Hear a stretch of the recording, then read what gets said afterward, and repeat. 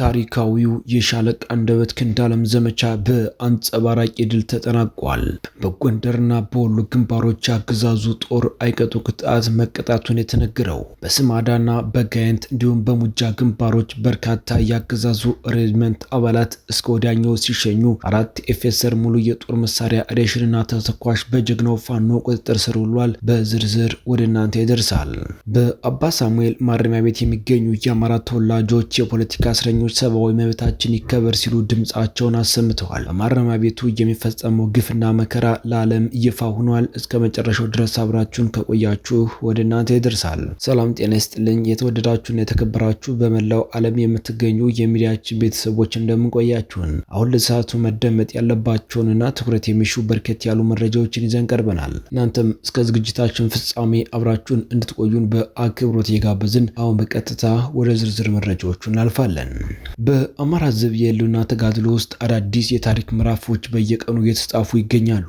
ዛሬም ከአፋብን ጎንደር ጠቅላይ ግዛት በላይ እዝ ስር የሚንቀሳቀሰው 206ኛ ከፍ ያለው ደሴ ኮርና ሜጀር ጄኔራል ውባንታ ባታ አንደኛ ኮር በጋራ በመሆን በአገዛዙ ሰራዊት ላይ እጅግ አስደንጋጭና ታሪካዊ የተባለ ወታደራዊ እርምጃ ወስደዋል። ይህ ኦፕሬሽን ለየት የሚያደርገው የደፈጣ ውጊያ ጠበብትና ልበ ሙሉ የፋኖ መሪ ሻለቃ አንደበት ክንዳለም የ51ኛ የጀግንነት መስዋዕትን ቀንን ምክንያት በማድረግ የተሰየመ ዘመቻ በመሆኑ ነው ተብሏል። ጀግናው ሻለቃ አንደበት ክንዳለም በሕይወት ዘመኑ አገዛዙን አንገት ሲያስደፋና አይቀጡ ቅጣት ሲቀጣ የነበረቱ የቁርጥ ቀን ልጅ እንደነበር የሚታወስ ሲሆን ዛሬ የእርሱን ፈለግ የተከተሉት የጄኔራል ልጆችና የቁርጥ ቀን ታጋዮች በስማዳ በጋይንት በሙጃና በወለላ ባህር ግንባሮች በአገዛዙ ላይ ከባድ ኪሳራ አድርሰውበታል ተብሏል። ከስማዳ እስከ ጋይንትና ሙጃ በተሰረጋው ሰፊ የጦር ግንባር በሁለት ወንድማማች ኮሮች መካከል በተደረገ ከፍተኛ ወታደራዊ ቅንጅት የአገዛዙ ኃይል መፈናፈኛ አጥቶ እስከ ወዳኛው ሲሸኝ እንደነበር ፋኖ አስታውቋል። በዚህ አስደናቂ ውጊያ የአገዛዙ ጦር የሰው ኃይል ብቻ ሳይሆን በርካታ የቡድን የነፍስ ወከፍ መሳሪያዎችንም ለፋኖ ኃይሎች አስረክቦ ለመሸሽ ተገዷል። ከተማረኩት መሳሪያዎች መካከል ዲሽቃ፣ ስናይፐር፣ ብሬን፣ ክላሽንኮቭና በርካታ ተተኳሾች ጥይቶች ይገኙበታል። ከዚህ በተጨማሪም ለአገዛዙ ጦር ሲጓጓዝ የነበረ ከፍተኛ መጠን ያለው ሬሽንና ወታደራዊ ቁሳቁስ በጀግናው ፋኖ ቁጥጥር ስር መዋሉ ነው የተነገረው። የዘመቻው ዋነኛ ዓላማ የነበረው ሻለቃ አንደበት ክንዳለምን በክብር ማሰብና የአገዛዙን ወታደራዊ አቅም ማዳከም ሲሆን የተገኘው ውጤት ግን ከዚህ በላይ የአገዛዙን የጀርባ አጥንት የሰበረ ሆኖ መመስገቡን ነው የመረጃ ምንጮች የገለጹትም። በተለይም ከወለላ ባህር ወደ ንፋስ መውጫ ይመለስ የነበረውን የአገዛዙን ኃይል በአንበሳው ጋይንት ክፍለ ጦር ግራዝማች አድማሱ በላይ ብርጌድ ስር የሚገኘው ክንዳለም አሳምነው ሻለቃ ማደያው ላይ ጠብቆ ከባድ ኪሳራ አድርሶበታል የተባለው። በዚህ ውጊያ አንድ ሙሉ ኤፌሰር መኪና የጫነው የአገዛዙ ኃይል ሙሉ በሙሉ ከጥቅም ውጭ እንዲሆን የተደረገ ሲሆን በውስጡ የነበሩ 45 የአገዛዙ ወታደሮችም እስከ ወዳኛው ተሸኝተዋል። ተመሳሳይ ሁኔታ ከወለላ ባህር ወደ ስማዳ የተመለሰው የአገዛዙ ጦር በአረርና በአጎና እንዲሁም በዝንጀሮ ገደላ አካባቢ በአንበሳው ጋይንት ክፍለ ጦር ግራዝማች አድማሱ በላይ ብርጌድ፣ ብርሃን ሻለቃና በጉና ክፍለ ጦር ስቴደንሳ ብርጌድ ድንገተኛ ጥቃት ተሰንዝሮበታል። በዚሁ ስፍራ አንድ ሙሉ ሬጅመንት የአገዛዙ ጦር ሙሉ በሙሉ እንዲበተንና እስከ ወዲያኛው እንዲሸኝ ተደርጓል። ይህ ድል የፋኖን ወታደራዊ የበላይነትና ስልታዊ ብስለት በግልጽ ያሳየ ክስተት ሆኖ ተመዝግቧል። በስማዳ ከተማ አካባቢም ጄኔራል ኃይሌ ዘውባንተ ክፍለ ጦር እጅግ የተናበበና የተቀናጀ ወታደራዊ ስራ በመስራት የአገዛዙን እንቅስቃሴ ሙሉ በሙሉ ሽባ አድርጎታል።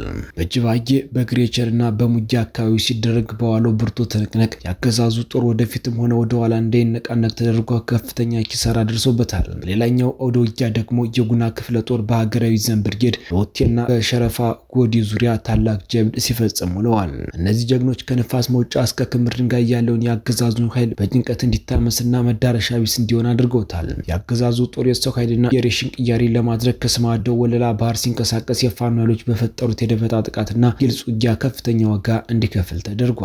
በአጠቃላይ በዚሁ ታላቅ ዘመቻ የተገኘው ምርኮና የአገዛዙ ኪሳራ ሲጠቃለል አንድ ብሬን፣ 16 ክላሽንኮቭ፣ ጥርጥር ክላሽንኮቭ፣ አንድ ፓትሮል መኪናና 3 ኤፌሰር መኪኖች ከነሙሉ ሬሽናቸው ተተኳሽ መሳሪያዎቻቸውም ተማርከዋል። በአረርና በአጎና ዙሪያ 65 የአገዛዙ አባላት እስከ ወዳኛው ሲሸኙ በማዳዩ ግንባር ደግሞ 45 ወታደሮች እስከ ወዳኛው ተሸኝተዋል። ከዚህ በተጨማሪም 5 ምርኮኞች በፋኖ እጅ የሚገኙ ሲሆን 3 በከባድ ሁኔታ የቆሰሉ የአገዛዙ ወታደሮችም ከፍተኛ ክትትል እየተደረገላቸው ይገኛል። ሌላኛው አስደሳች ላይ የተመዘገበው በበሽሎ ሬጅመንት ሲሆን ንጋት ላይ ከሙጃ ሮቢት ተነስቶ ወደ ወለላ ባህር በመጓዝ ላይ የነበረው የሰራዊት ስብስብ በሰዲ አካባቢ አይቀጡ ቅጣት ቅጣት መቀጣቱ ተነግሯል። ከዚሁ እርምጃ 5 አባላት እስከ ወዲያኛው ሲሸኙ ከ15 በላይ የሚሆኑት ደግሞ በከባድና በቀላል ቆስለው የቀረው ኃይል ወደ መጣበት ሙጃ ሮቢት ፈርጥቷል። በተያያዘ ዜና በማንነታቸው የተነሳ በአባ ሳሙኤል ከፍተኛ ጥበቃ ማረሚያ ቤት በግፍ እስር ላይ ከሚገኙት የአማራ ተወላጆች የፖለቲካና የሌና እስረኞች የተላከ እጅግ ልብ የሚነካ አሳሳቢ መልእክት ለሀገር ቲቪ ደርሶናል።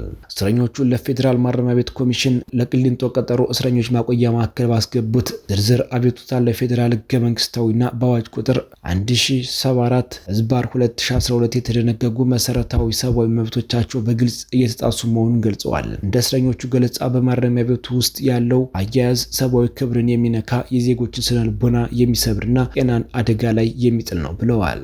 እስረኞቹ በሰፊው እንደገለጹት የጤና አጠባበቅ የንጽህና ሁኔታ እጅግ አስከፊ ደረጃ ላይ ይገኛል። ለመጠጥም ሆነ ለንጽህና የሚሆን ውሃ ባለመኖሩ እስረኛው ከፍተኛ ጥምና ውሃ ወለድ በሽታዎች ተጋልጿል። ይባስ ብሎም የሽንት ቤት ውሃ ባለመኖሩ የተፈጠረው የቆሻሻ ክምር በማቆያ ቤት ውስጥ ለሚገኙ እስረኞች ለአስም፣ ለጉንፋንና ለተለያዩ የቆዳ በሽታዎች መንስኤ ሆኗል። የምግብ አቅርቦትን በተመለከተ የሚቀርበው ሬሽን ጥራት የሌለውና መጠኑም እጅግ አነስተኛ በመሆኑ አንድን የምግብ ድርሻ ለ4 ሰዎች ለመከፋፈል ተገደዋል። ይህም የታራሚውን አካላዊ ብቃት የሚጎዳ ሆን ተብሎ እስረኛው እንዲዳከም የሚደረግ ሴራ ይመስላል። የሕክምና አገልግሎትን በተመለከተ ከፍተኛ የሕክምና ክትትል የሚያስፈልጋቸው ወገኖቻችን በጀት የለም ወይም አጃቢ የለም በሚሉ ደካማ ምክንያቶች ሕክምና እንዳያገኙ ይደረጋል። ከደህንነት ጥበቃ አንጻርም እስረኞቹ ያላቸው ስጋት ከፍተኛ ነው። የፖለቲካና የህሊና እስረኞቹ ነው ሳለ ከፍተኛ ወንጀል ፈጽመዋል ተብለው ከተጠረጠሩትና ከባድ ቅጣት ከሚጠብቃቸው እስረኞች ጋር በአንድ ላይ እንዲታሰሩ መደረጋቸው ህይወታቸው ለአደጋ አጋልጧል።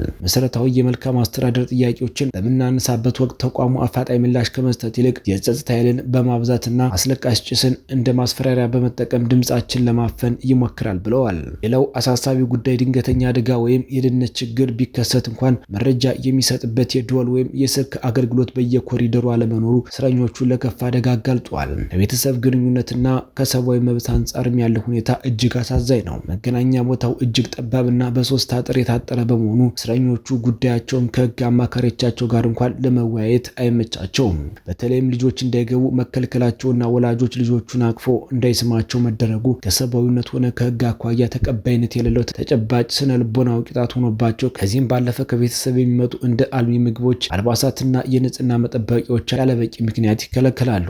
የጥየቃ ቀናትም ያለምንም ማብራሪያ ከ4 ቀን ወደ 3 ቀን ዝቅ ማለታቸው ያለባቸውን ችግር ይበልጥ አባብሶታል።